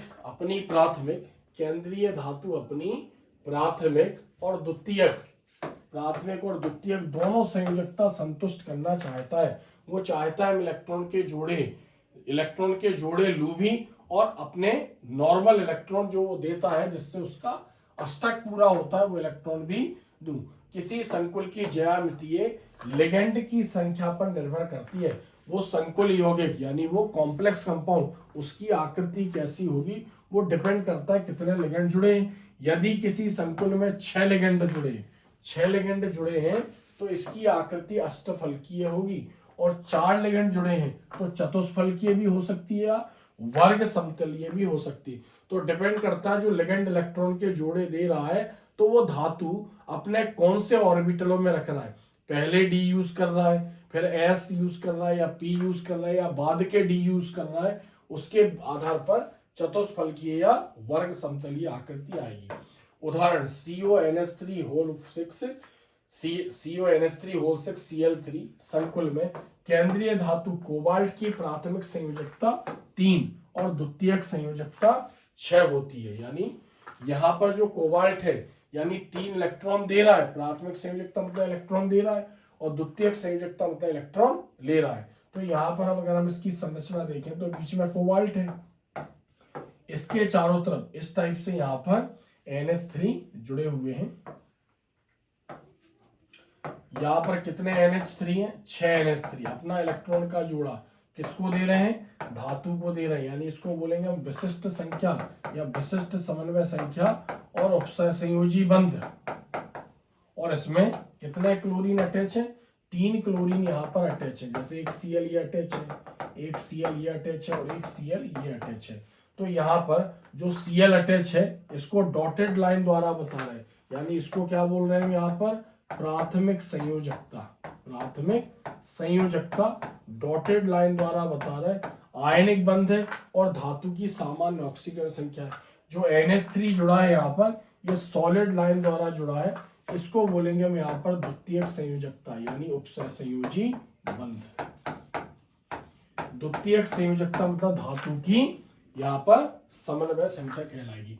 तो एग्जाम में अगर पूछते तो ये पॉइंट लिख रहे हैं, ये उदाहरण बताकर ये स्ट्रक्चर बताना है। 6 NH3 को जोड़ दो सॉलिड लाइन से और 3 क्लोरीन को डॉटेड लाइन द्वारा यहाँ पर जोड़ देंगे, तो जो Cl अटैच है वो प्राथमिक संयोजकता और जो NH3 अटैच है वो द्वितीयक संयोजकता कहलाएगी। नेक्स्ट क्वेश्चन देखते हैं यहाँ पर 5वां। निम्न को उदाहरण सहित समझाइए। एग्जाम में इसमें से कोई ना कोई क्वेश्चन हर साल एग्जाम में पूछते। आयनन समावयवता, लिंकेज या बंधन समावयवता, हाइड्रेट समावयवता और ज्यामितीय समावयवता, 4 समावयवता है। इसको पढ़ने के लिए हमें समावयवता पता होना चाहिए। तो समावयवता ऐसे यौगिक जिनके अणु सूत्र या आणविक सूत्र एक समान तथा संरचना सूत्र भिन्न भिन्न होते, या 3D स्ट्रक्चर त्रिविमीय संरचनाएं भिन्न भिन्न होती हैं, एक दूसरे के समावयवी कहलाते तथा यह घटना समावयवता कहलाती है। तो कुल मिलाकर ऐसे अणु जिनके संरचना सूत्र अलग अलग है लेकिन सारी जो संरचनाएं बनी अलग अलग, उनका केवल एक ही सूत्र होगा, यानी अणु सूत्र समान होंगे लेकिन उनसे विभिन्न प्रकार की संरचनाएं बना सकते हैं। वो विभिन्न प्रकार की संरचनाएं एक दूसरे के समावयवी कहलाएंगी। उनमें समानता है। समानता मतलब परमाणुओं की संख्या तो समान है लेकिन उनकी संरचनाएं अलग अलग है। तो ऐसे यौगिक जिनके अणु सूत्र एक समान व संरचना सूत्र भिन्न भिन्न होते हैं या त्रिविमीय व्यवस्थाएं भिन्न भिन्न होती हैं, एक दूसरे के समावयवी कहलाते हैं तथा यह घटना समावयवता कहलाती है। अब यहाँ पर उपसहसंयोजी यौगिकों में समावयवता है। तो आयनन मतलब अणु सूत्र एक जैसे होंगे लेकिन उपसहसंयोजी यौगिक जल में भिन्न भिन्न आयन देंगे, आयनन समावयवी तथा यह घटना आयनन समावयवता कहलाएगी। लिंकेज या बंधन, लिगेंड एक ही होगा लेकिन केंद्रीय धातु से अपने अलग अलग दाता परमाणुओं द्वारा जुड़ा होगा, जिसको हम बोलते हैं एम्बीडेंटेड लिगेंड या उभयदंती या उभयदंतुक या उभयदंतुर लिगेंड। लिगेंड एक ही होगा लेकिन एक ही समय में उसका कोई एक परमाणु एक ही समय में इलेक्ट्रॉन का जोड़ा देगा। तो अभी हम इसको समझेंगे भी। हाइड्रेट का मतलब होता है जल, यानी उपसहसंयोजी मंडल के अंदर और बाहर जल के अणु भिन्न भिन्न प्रकार से व्यवस्थित होंगे तो हाइड्रेट समावयवी बनेंगे। ज्यामितीय समावयवता यानी अणु सूत्र भी समान है, यानी रासायनिक संरचना भी समान है, आणविक संरचना भी समान है, लेकिन धातु के चारों ओर जो परमाणु जुड़े या समूह जुड़े यानी लिगेंड जुड़े, उनकी व्यवस्थाओं में अंतर आ जाएगा तो ज्यामितीय समावयवता बनेगी। अब इसको हम बहुत थोड़ा सा सिस्टमेटिकली इसको हम पढ़ रहे हैं यहाँ पर। तो जैसा हमने वहां पर देखा है क्वेश्चन उसी तरीके से पढ़ेंगे, बहुत सिंपल।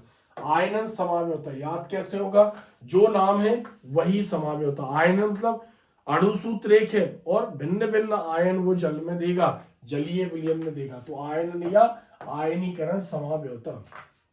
वे संकुल यौगिक जिनके अणुसूत्र, आणविक भी लिख सकते, अणुसूत्र एक समान किंतु जलीय विलयन में आयनित होकर, यानी वे संकुल यौगिक जल में डालेंगे तो आयनित होकर भिन्न भिन्न आयन देंगे, अलग अलग आयन देंगे, आयनन समाव्य भी कहलाते हैं, तथा यह घटना आयनन या आयनीकरण समाव्यता कहलाती है।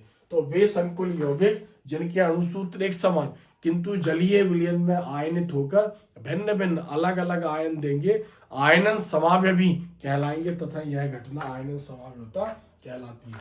यह समाव्यता उपसहसंयोजी मंडल, यानी बड़े कोष्टक को बोलते हैं उपसहसंयोजी मंडल, और ऋणायन क्षेत्र इधर का भाग कहलाएगा ऋणायन क्षेत्र। तो इसमें धातु और लिगेंड और ऋणायन क्षेत्र के आयन, यानी लिगेंड के रूप में कोई आयन होगा और यहाँ पर ऋणायन क्षेत्र में जो आयन होगा, इनके बीच में एक्सचेंज होता है, यानी इनके बीच में क्या होता है, एक्सचेंज होता है, तब कहीं जाके आयनन समाव्य भी बनते हैं। उदाहरण हम यहाँ पर देखते हैं, इधर देखो CONH3 होल 5 Br और SO4, यहाँ पर CONH3 होल 5 SO4 Br, यानी दोनों में परमाणुओं की संख्या समान है, लेकिन इस यौगिक को पानी में डालेंगे तो SO4 अलग हो जाएगा और इस यौगिक को पानी में डालेंगे तो Br अलग हो जाएगा। तो अणुसूत्र तो समान थे लेकिन विलयन में आयन अलग अलग दिए, इसका रंग बैंगनी था, इसका रंग लाल रंग था, तो क्या बोल रहे हैं, यह विलयन में सल्फेट आयन SO4 2- आयन देता है और यह विलयन में Br यानी ब्रोमाइड आयन देता है। तो इन्होंने आयन अलग अलग दिए लेकिन दोनों में परमाणुओं की संख्या समान है, यानी दोनों के अणुसूत्र समान है। नेक्स्ट, लिंकेज या बंधन समाव्य होता।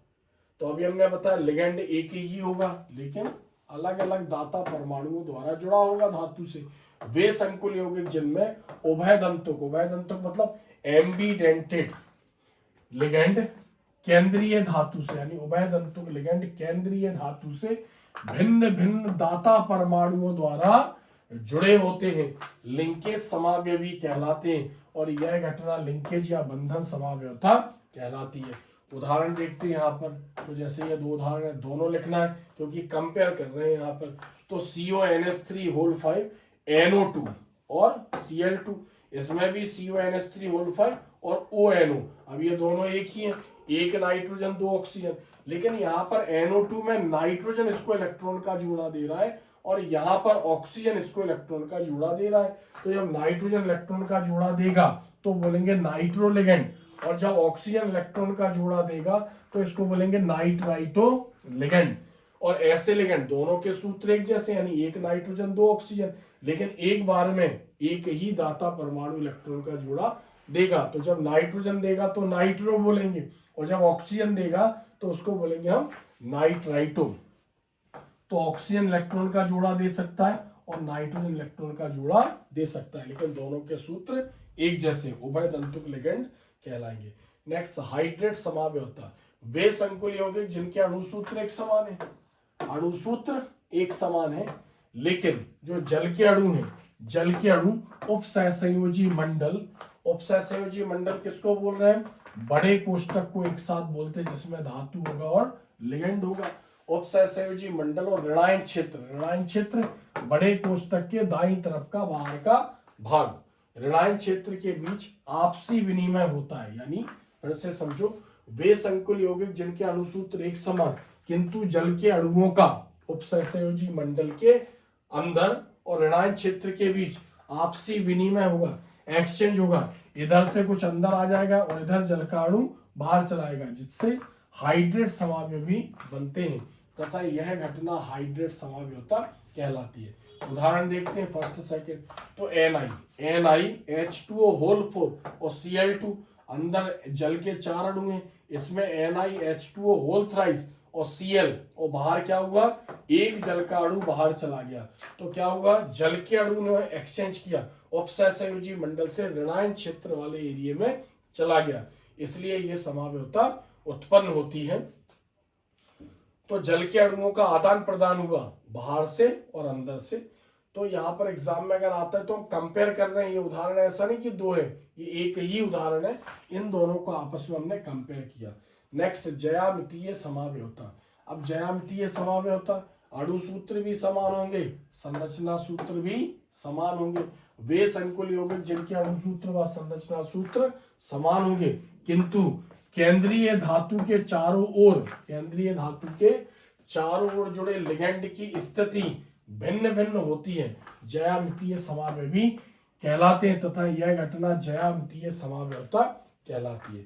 तो अभी हम समझेंगे कि कैसे उसके अणु सूत्र भी समान होंगे और संरचना सूत्र भी समान होंगे।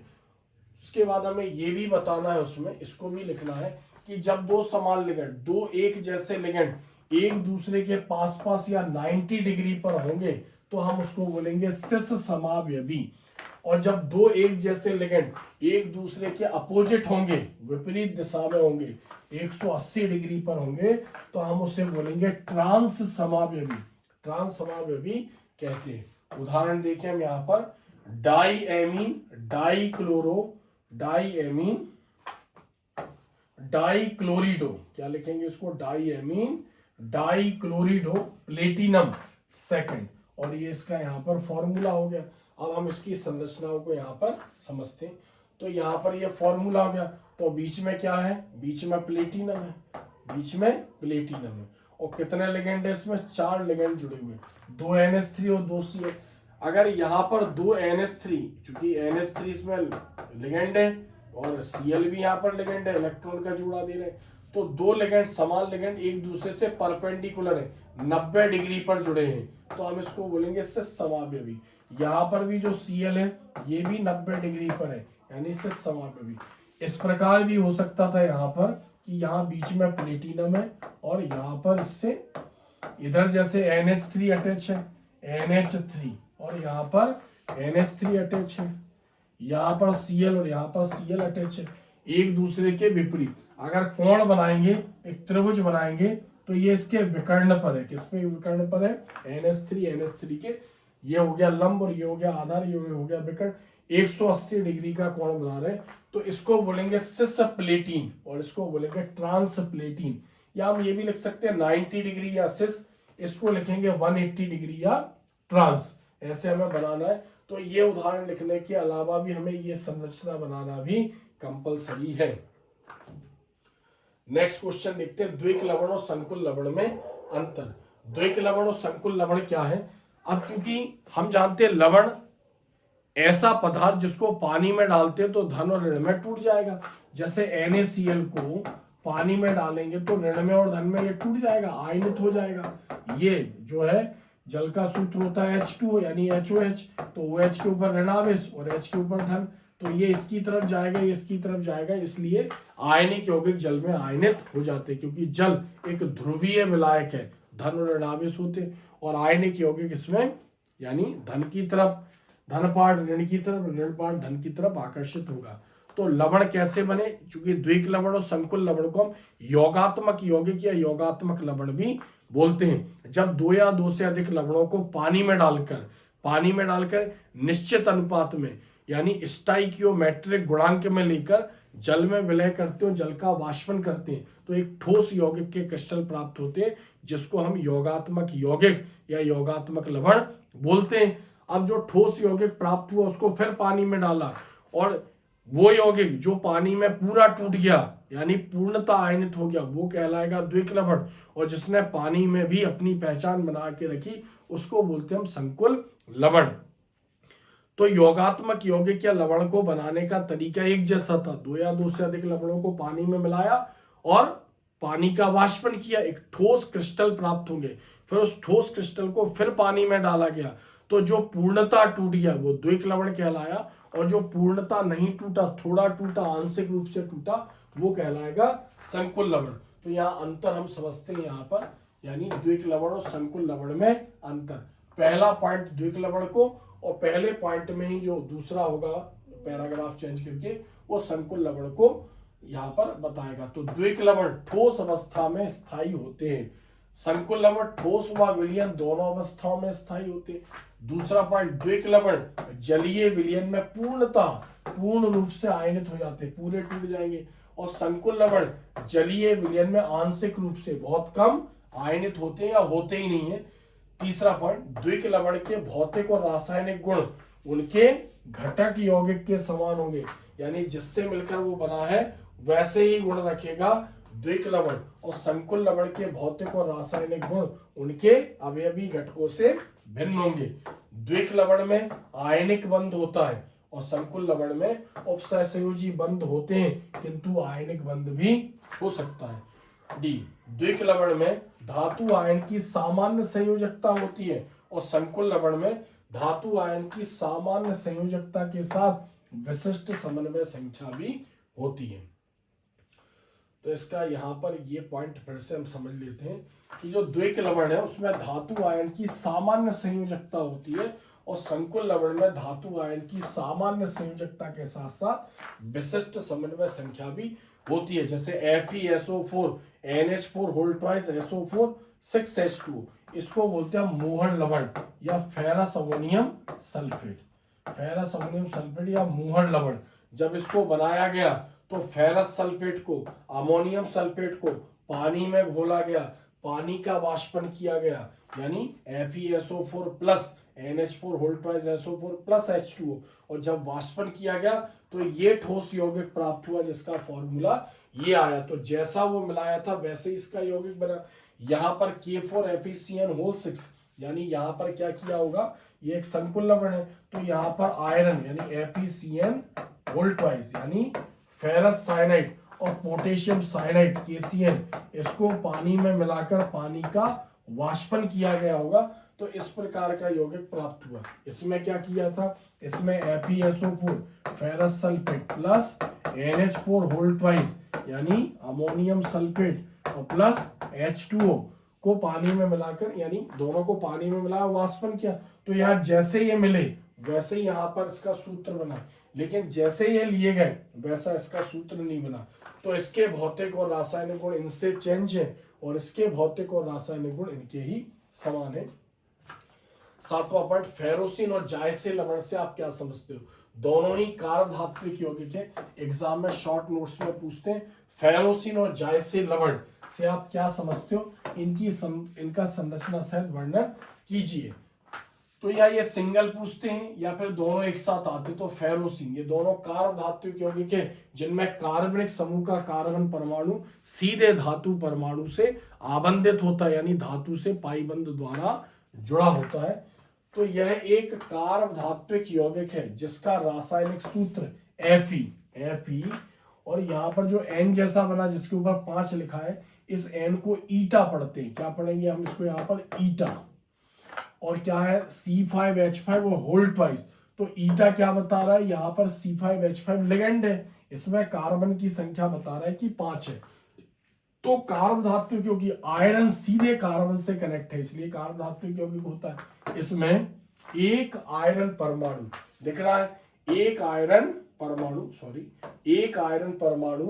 2 साइक्लोपेंटाडाइनिल, C5H5 का नाम होता है साइक्लोपेंटाडाइनिल, होल ट्वाइस है तो कितने हैं, 2 साइक्लोपेंटाडाइनिल चक्कर के बीच स्थित होता है लोहे का परमाणु और इसकी संरचना सैंडविच के समान होती है। सैंडविच जैसे ब्रेडों में मक्खन वगैरह प्याज लगाकर जो बनता है उसको सैंडविच बोलते हैं, सैंडविच के समान होती है। यह एक नारंगी रंग का संकुल यौगिक है जहां N क्या है, ईटा क्या है, साइक्लोपेंटाडाइनिल मतलब C5H5, वो एक लिगेंड है, उसमें उपस्थित कार्बन परमाणुओं की संख्या को व्यक्त करती है ईटा। नोट, डाइबेंजीन क्रोमियम की संरचना भी सैंडविच के समान होती है। तो अब हम इनकी संरचनाएं देखते हैं, यानी साइक्लोपेंटाडाइनिल और यानी फेरोसिन की और डाइबेंजीन क्रोमियम की। तो फेरोसिन का फॉर्मूला क्या था, इधर देखो FeC5H5 होल ट्वाइस और डाइबेंजीन क्रोमियम का फॉर्मूला CrC6H6 होल ट्वाइस। इन दोनों की संरचना सैंडविच के समान होती है। अब C5H5 की संरचना इस प्रकार हम यहाँ पर बनाएंगे। C5H5, बीच में क्या आ जाएगा Fe, और यहाँ पर ये Fe है, और ये किससे कनेक्ट है यहाँ पर, ये जो है ये दोनों संरचना, ये C5 और H5, और ये क्या है यहाँ पर C5H5, स्ट्रक्चर सैंडविच के समान है। यहाँ पर डाई बेंजीन क्रोमियम, दो बेंजीन के मध्य में क्रोमियम यहाँ पर होता है, तो ये दो बेंजीन की संरचनाएं हो गई, और बीच में क्या है यहाँ पर क्रोमियम है। ठीक है, दोनों संरचनाएं कैसी हो गई, सैंडविच के समान। तो ये फेरोसिन और ये क्रोमियम। अगर इसका फॉर्मूला यहाँ पर हमने क्या बताया था, इसको ईटा 5, क्योंकि कार्बन 5 है, इसमें बताते तो क्या बताते, ईटा 6 बताते, क्योंकि बेंजीन में 6 कार्बन है। नेक्स्ट क्वेश्चन, जाय से लवण, उसी का दूसरा पार्ट, जाय से लवण। ये कार धात्विक यौगिक है जिसका रासायनिक सूत्र KPtCl3 ईटा 2 C2H4, यानी इसमें 2 कार्बन इसलिए ईटा की पावर 2 लगी है। H2O होता है इसमें एथिलीन अणु का तल, यानी C2H4 को हम एथिलीन बोल रहे हैं।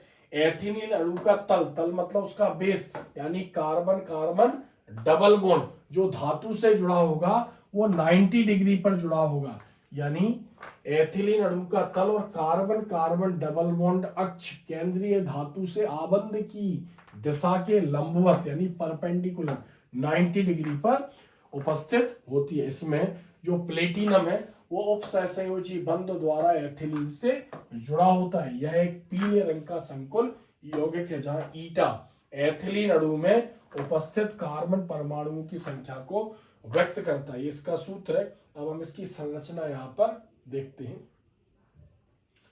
तो अगर हम इसकी संरचना देखेंगे तो बीच में प्लेटिनम है, बीच में यहां पर प्लेटिनम है, और कितने क्लोरीन अटैच है, 3 क्लोरीन अटैच है।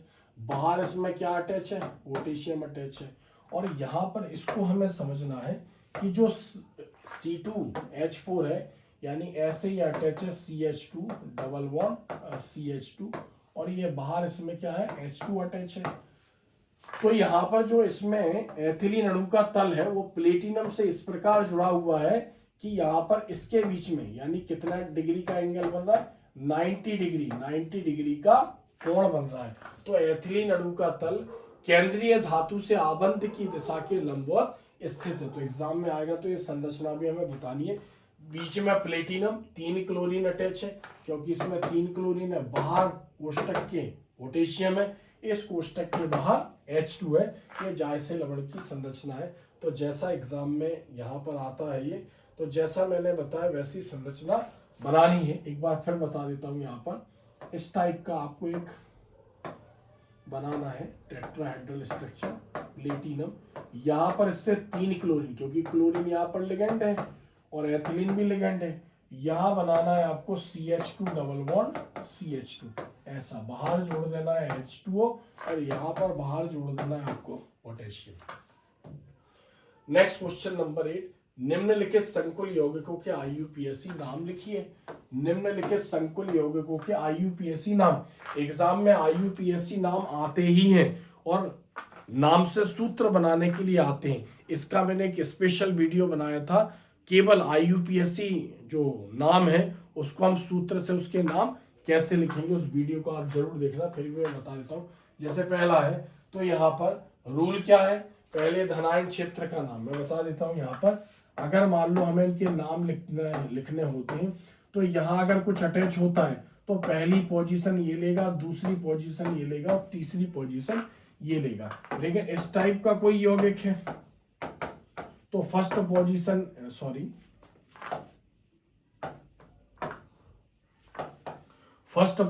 ये लेगा, सेकंड पोजीशन ये लेगा और थर्ड पोजीशन ये लेगा। अगर इस टाइप का कोई यौगिक है तो फर्स्ट पोजीशन ये लेगा और सेकंड पोजीशन ये लेगा। मान लो इस टाइप का कोई यौगिक है तो फर्स्ट पोजीशन लिगेंड लेगा, सेकंड पोजीशन धातु, और धातु की ऑक्सीकरण संख्या लिखने के बाद हमें लास्ट में आयन जोड़ना पड़ेगा, जो कि इसमें हमें आयन नहीं लिखना है। लेकिन इस टाइप का कोई यौगिक होता, धातु होती, लिगेंड होता और इसके ऊपर ऋणावेश होता, तो फर्स्ट पोजीशन ये, सेकंड पोजीशन ये, और इसकी ऑक्सीकरण संख्या लिखकर लास्ट में एंडिंग आयन पर करनी है। तो धन आवेश होने पर आयन लिखना है, ऋण आवेश होने पर आयन लिखना है। इस कंडीशन में हमें आयन नहीं लिखना है, लेकिन सीक्वेंस हमें ध्यान रखना है। तो अब हम इसके नाम लिखते हैं। इसमें यहाँ कुछ नहीं है, लिगेंड से हमें स्टार्टिंग करनी, तो लिगेंड कितने हैं यहाँ पर 6 लिगेंड है, तो 6 के लिए क्या लिखेंगे हेक्सा, और NH3 को क्या बोलेंगे हम एमीन, हेक्सा एमीन। CO को क्या बोलेंगे यहाँ पर, CO कहलाएगा कोबाल्ट। ध्यान रखना यहाँ पर O छोटा है, O क्या है यहाँ पर छोटा है, बाई डिफॉल्ट वो बड़ा लिखा है हमने, तो हेक्सा एमीन कोबाल्ट। इसमें कोबाल्ट ने 3 इलेक्ट्रॉन दिए, तो रोमन नंबर में लिखना है 3 क्लोराइड। Cl बाहर है इसलिए क्या लिखेंगे अब यहाँ पर क्लोराइड। 3 क्यों आया, क्योंकि NH3 के ऊपर कोई चार्ज नहीं है, इसकी जो ऑक्सीकरण संख्या 0 है, एक Cl को 1 इलेक्ट्रॉन चाहिए, 3 Cl है, यानी कोबाल्ट ने ऐसे ही अपने इलेक्ट्रॉन दिए हैं। इसको यहां से गायब कर दें। इधर देखो यहाँ पर पोटेशियम है, शुरुआत यहां से करनी है, तो क्या लिखेंगे हम यहाँ पर पोटेशियम, क्या लिखेंगे पोटेशियम। और फिर लिगेंड पोजीशन लेगा, तो लिगेंड 6 है, 6 के लिए क्या लिखेंगे हेक्सा। CN का नाम क्या लिखेंगे साइनो। धनायन क्षेत्र होने पर Fe में 8 जुड़ेगा, तो क्या लिखेंगे फेरेट। और इसकी ऑक्सीकरण संख्या, तो पोटेशियम की +1 4 पोटेशियम, CN की -1 और 6 CN, 6 में से 4 गए तो 2 बचे, ये इसका नाम आ जाएगा यहाँ पर। अब तीसरे वाले का नाम देखते हैं, इसमें भी धनायन क्षेत्र है, तो धनायन क्षेत्र क्या है Na है, Na को क्या बोलेंगे सोडियम।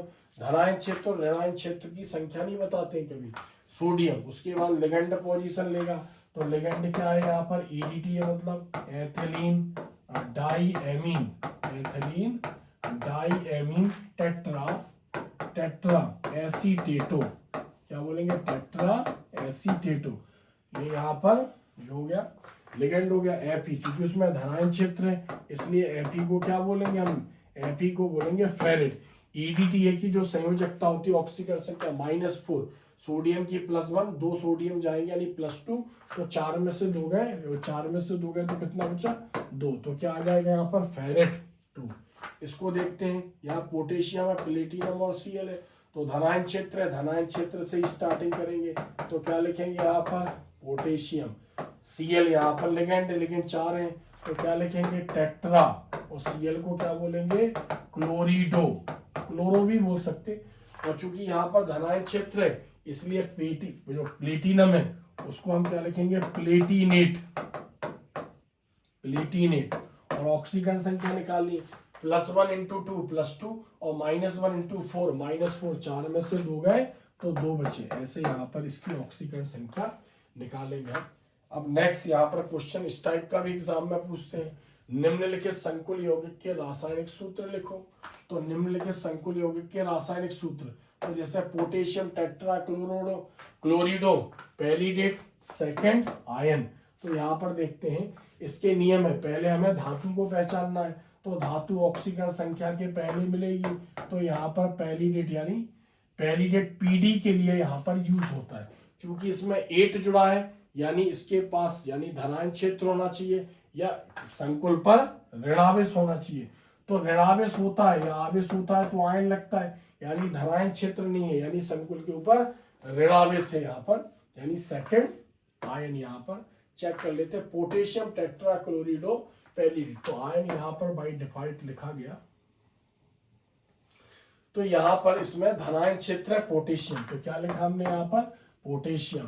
फिर टेट्रा क्लोरो यानी क्लोरीन कितने यहाँ पर 4 है, ऑक्सीकरण संख्या कितनी लानी है 2, इसमें कोई चेंजेस कर नहीं सकते, -1 × 4, तो -4 में प्लस का कितना घटेगा कि 2 आ जाएगा, क्योंकि नाम लिखते समय इसकी संख्या बताई नहीं गई, तो इसकी संख्या यहाँ पर हम 2 कर देंगे K2PdCl4, तो ऐसे यहाँ पर इसका सूत्र आ जाएगा।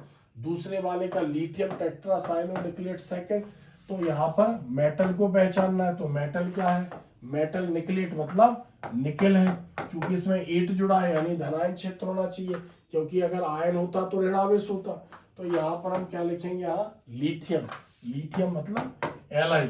अब इसके बीच में जो बचेगा वो लिगेंड होगा टेट्रासाइनो यानी CN4, तो CN की वैलेंसी -1 और कितने CN है 4, तो 4 में से लिथियम की +1 कितने लिथियम घटे कि 2 आ जाए, तो यहाँ पर हम कर देंगे Li2 NiCN4। इसी प्रकार यहाँ थर्ड देखेंगे हेक्साएमीन क्लोरिडो कोबाल्ट थर्ड सल्फेट, तो मेटल को पहचानना है, मेटल क्या है इसमें, मेटल कोबाल्ट है। और 8 नहीं जुड़ा यानी इसके पहले जो है वो सब लिगेंड है, हेक्साएमीन क्लोरिडो यानी NH3O6 और क्लोरिडो मतलब Cl और बाहर सल्फेटो है यानी क्या जुड़ेगा, सल्फेट। ऑक्सीकरण संख्या कितनी लानी है, हमें 3 लानी है। तो SO4 के ऊपर जो चार्ज होता है वो -2 होता है, Cl के ऊपर -1 और इसके ऊपर 0 होता है। इन दोनों को जोड़ देंगे यानी 3 आ जाएगा, यानी फॉर्मूला सही लिखा है। सोडियम ट्राई ऑक्सीलेटो क्रोमेट थर्ड, तो क्रोमेट मतलब क्रोमियम, 8 जुड़ा है और आयन नहीं लिखा है यानी धनायन क्षेत्र होना चाहिए। तो धनायन क्षेत्र में क्या है यहाँ पर, सोडियम।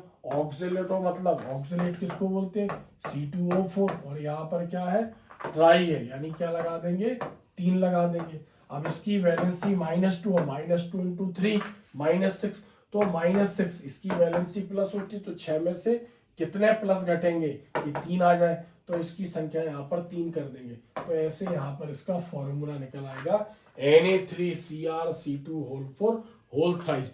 तो इसका मैंने एक वीडियो बनाया है, लिंक पे जाके आप जरूर देखें प्लेलिस्ट में, इसलिए थोड़ा सा मैंने उसको फास्ट समझाया है। तो बहुत अच्छी तरीके से मैंने नाम यानी सूत्र से नाम कैसे लिखेंगे और नाम से सूत्र कैसे लिखेंगे उसके बारे में बताया। तो ऐसे इस चैप्टर के हमने बहुत ही इंपॉर्टेंट क्वेश्चन समझे हैं और 101% एग्जाम में आएंगे तो इसी में से ही आते हैं और बार बार इसी में से पूछे गए और लगातार इसी में से पूछे जाएंगे। तो अगर वीडियो आपको अच्छा लगता है तो कमेंट्स जरूर करें। मैं आपके साथ तब तक हूं जब तक आपका पेपर नहीं हो जाता है। और अगर विश्वास रखिए आप 101%, मैं आपके लिए इतनी मेहनत कर रहा हूँ, इतने अच्छे कंटेंट ला रहा हूँ, तो इसलिए नहीं कि मेरा पर्पस कि आपके रिजल्ट को खराब करना है, मेरा पर्पस है आपका रिजल्ट जब बहुत अच्छा आएगा तो आप भी कहीं ना कहीं कमेंट्स में लिखेंगे कि सर जैसा आपने बताया वैसे ही क्वेश्चन हमारे एग्जाम में आए हैं, 99.99% वैसे ही पूछे गए हैं। तो लगातार आप वीडियो मेरे देखते रहें, तैयारी करते रहें। मेरा और आपका उद्देश्य यही है कि अच्छे मार्क्स आपके आने चाहिए। इसी के साथ मैं आज का वीडियो समाप्त करता हूं, फिर अगले वीडियो में मिलेंगे। धन्यवाद।